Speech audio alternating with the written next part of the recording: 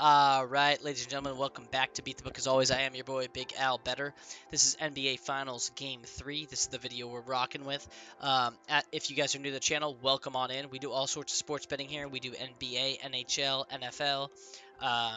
We're looking to expand into MLB, but that's going to be in the future. It's not going to be this season. But anyway, if you guys clicked on this video, you're here for NBA Finals Game 3. Pacers taking on the Thunder at home in Indiana.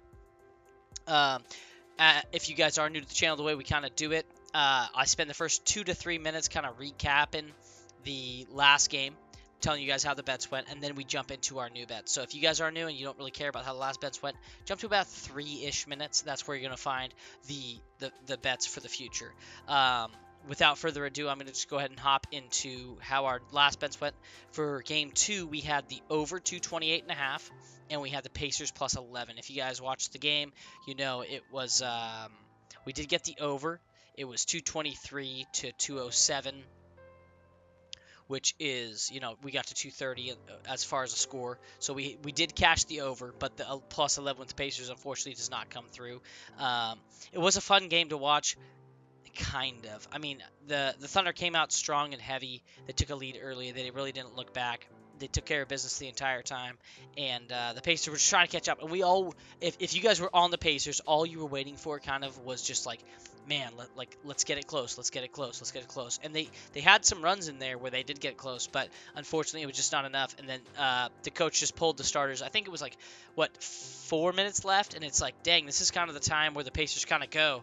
And I think Coach Carlisle was just like, hey boys, don't waste your energy. We'll throw the backups in. We got him in Indy, so. That is kind of the idea I think the coach had going into it. And then shortly after that time, about 2 minutes in, or 2 minutes left rather, then the Thunder's coach did the same thing. He took his starters out, threw in the backups, and just said, let's run it. And I was very happy because sometimes when you get that, you don't get the over, but we did get we needed 60 points too with the fourth quarter starting to hit the over, and I was really worried. I was like, dang, we're gonna miss on the Pacers plus 11, and we're gonna miss in the over. And we got the over, we missed on the Pacers, so we split, which it's a small L, but that is what it is. As far as the 4-pick parlay, we had all 3 of the big men, Miles Turner, Isaiah Hartenstein, and Chet Holmgren. We had them all under 1.5 assists. Unfortunately, only Holmgren stayed under the assists. He had 1. Everyone else, like Hartenstein, had 3. I think it was 2 or 3, and Turner had 4. And then we had T.J. McConnell over his points of 6.5. He got to 11, so he cleared that nicely for us. So we split the parlay, which, as you guys know, on a parlay pays nothing.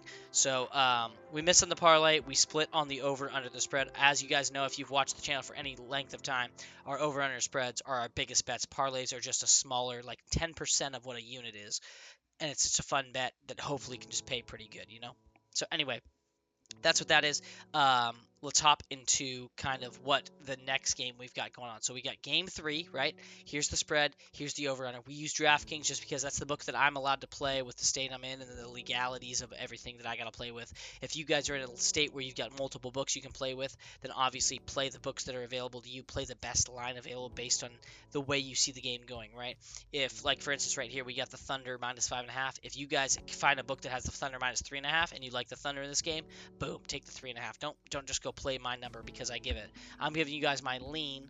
You guys should go then. If you agree with the lean, then find the best line that is in line with the lean and get the best number. So if you, like, for instance, if you like the Pacers here plus 5.5 and you've got a book that gives you 7.5, you take the 7.5 because that's a free 2 points, right, for the same odds. So anyway, like I said, just shop around. That's how you become a profitable bettor. You want to shop around. Unfortunately for me, I'm in a state where I have one book to play off of, and somehow we're still profitable with the numbers I give out because, once again, if you guys are new, whatever numbers I give out on the channel, whether the number changes by the time I get to the book, whether it's different, whatever, we play the number I give out in the videos, regardless of. So, like, right now, for instance, if I took the Thunder minus 5.5, I go to the book, I get them 3.5, and they cover that, but they don't cover 5.5. I'm always still going to play the 5.5 and give you guys the honest numbers because I'm not going to, catfish you or, act like I'm a better than I am because I was able to get a different line than they gave out. I always judge my win-loss off of the number in the video. Some online bettors, and you guys fact check this, if you guys watch other people, which if you're here, I'm assuming you guys watch other people on YouTube that give out picks, they adjust their line. They'll be like, "Oh, I told you in the video, 5.5, but when I got to the book, it was 2.5, and they hit. So, oh, that's a profit." It's like, okay, scumbag, but you gave me 5.5, and I bet that the minute I watched the video, and I lost. And you're not admitting that you gave me a bad pick. You're saying I gave you a good pick. So I never do that to you guys. We always judge our win-loss ratio off of the picks we give on the channel, because I'm not going to do that to you guys. I've had that happen to me by YouTube gamblers, and then they act like they won, and I'm just pissed because I'm like, dude, you gave me a bad number and now you're acting like you won. That's not fair. Anyway, so for this game, we have an over under 228, over under of 228. I like the over quite a bit. We had the over in the last game. It did cash. I think at home, the Pacers. So we know the Thunder are going to score points. Shea's going to get his. The whole team is going to score their points. The Pacers have been the ones kind of keeping us from getting to those numbers in those other games. So I think the Pacers come out heavy. The bench will play really well because they're at home, and I think we get a really high scoring game from the Pacers, and the Thunder will be trying to keep up in this going. So I like the over 228 once again. We've taken the over in all three games. We've gone. The first game was an under because it was 231.5, and then the second game was 228.5, and they got over that because they got to 230. So I like the over here again. I think if you're going to take unders, like for instance, I think we're taking just full transparency. I think we're going to take the over in this game and the next game. Depending on how this game goes, I will adjust. I'm always open to adjusting. If this game does hit the over, we will take the over in the next game. And then when they go back to Oklahoma City, that's when we'll look at an under, especially if both the Indiana games are overs, because the Thunder are going to be able to play better defense at home because the crowd can't get involved.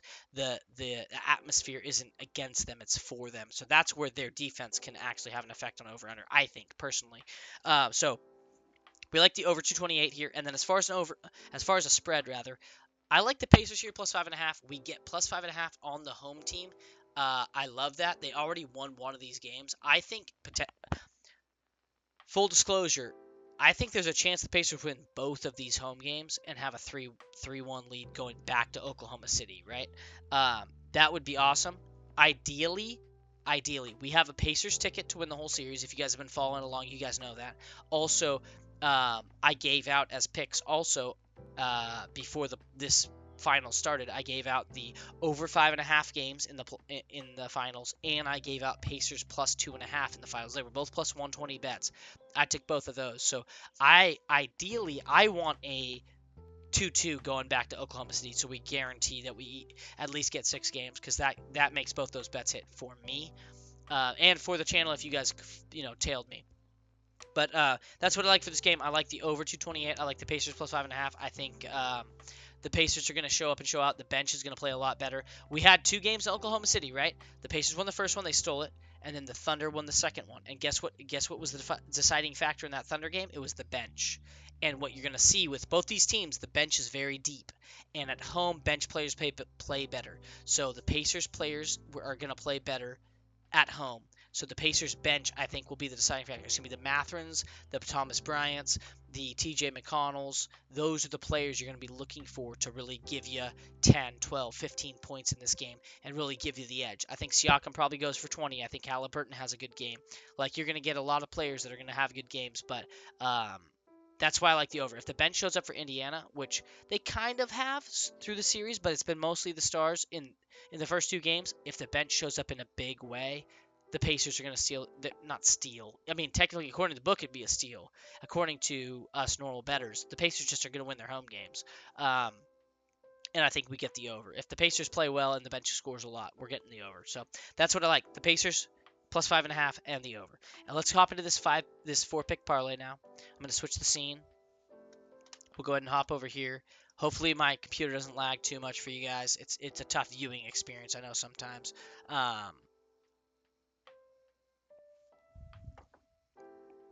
As we sit here and wait for it to load. It's not looking like it wants to load. So, anyway, I'll just go ahead and give this to you guys. Hopefully, let's just switch to the intro scene, right? If it does. Okay, beautiful. We're in the big screen. You're going to have to write this one down, just because, like I said, normally I build it for you guys. My computer's been stupid slow for the last, 3 or 4 videos for no reason. I don't understand why. But so we got a 4-pick parlay for you guys. This one plays out plus 1100 over on DraftKings. Play your books, see what you guys can get for a line. But what we like here, Miles Turner. These are all PRA bets, so points, rebounds, and assists, right? So we like Miles Turner over his points, rebounds, and assists. It's 21.5. In both the 2 games so far in this playoffs, he's hit 24. So now that he's moving it home, he should be more comfortable. He's going to hit a couple more threes, and he should play just as good as he played in the whole series. So I like Miles Turner here over 21.5 PRA. The other one, Chet Holmgren under 24.5 PRA. The highest he's had in this series so far, he had 12 in the first game, and he had 21 in the second game. That's it. So I love his under here.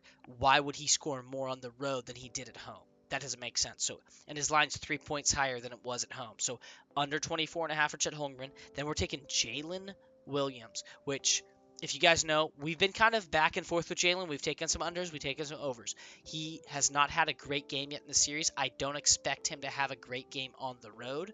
So we're going to take his under here. His line's inflated all the way to 32.5.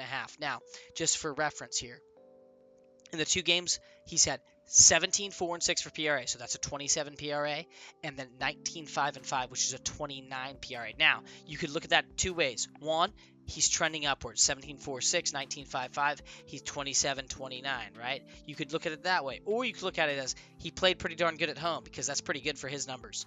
And now they're on the road. He's not going to play as good. They're going to wipe out. So I like his under. The number seems too high. Then our final pick. This is going to be the most controversial one in the video. Shai Gilgeous-Alexander under 47.5 PRA. It's the most inflated his line has been. Now, just so you guys know, in this series so far, he has gone for 38, 5, and 3, which is 46 PRA, and 34, 5, and 8, which is 47 PRA. If my math was right, let me double check it. Yep, 34, 42, 47. So he hasn't even gotten over this number in the first 2 games, which were at home. On the road, I don't see him doing better than that. If anything, I see him doing slightly worse than that. And if he does do better, then I guess we lose. But we took a number he hasn't even hit at home. So I like that a lot. So that's, once again, this is a plus 1100 on DraftKings right now. We have 4 lines. Miles Turner over his line of 21.5 points, rebounds, assists. Chet Holmgren under 24.5 points, rebounds, and assists. Jalen Williams under 32.5 points, rebounds, and assists. And then Shai Gilgeous-Alexander under 47.5 PRA. All these dudes have hit or not hit these numbers in every game. So like Turner hit in both games, and Chet, Jalen, and Shai have been under in all 3 games. Well, both games so far in the series. So I feel super good about it. It's plus 1100, which seems like a steal. So that's what we're gonna ride with. And then, like I said earlier, you guys have the over 228 is my pick, and plus 5.5 the Pacers. That's what I like for this game. As always, I appreciate you guys for tuning in. Thank you so much. Check out the hockey videos if you guys have not yet. Matt's been putting those out consistently.